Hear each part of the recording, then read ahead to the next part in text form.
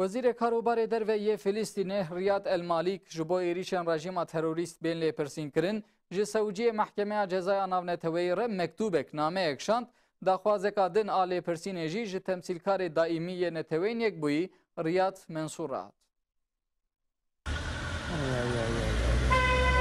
محکمه جزای ناونتوی ده لی پرسینا در حق سوجن شرن رژیم اشکال کرد دوام دکه. دیگل که وزیر کاروبار دروی دولت فلسطین ریاد المالیک جبو لی پرسین مراجعه تکدن کرد. مالکی جبو ایریشن کجی طرف رژیم اشکال کرد و لغازه شریعه روجاوا و قصه دوام دکه به لی پرسین کرنج محکمه جزای ناونتوی را نامه و مکتوبکشان. ده مکتوبه ده هاتی ifade کرن. ده بیل خاصه سوجن کل غازه و شیخ جراح هاتنن کرن داخلی لی پرسینی بکرن. در حق وی که ده بلگه دلیل و اثبات طرف دولت فلسطین محکمه جزای نتوی یکوی را هاشاندن. وفي العالم اجمع. بویرنگی مراجعه تکدن جه طرف تمثیلکار دائمی نتوی یکبوی ریاد منصور وحاد کرن.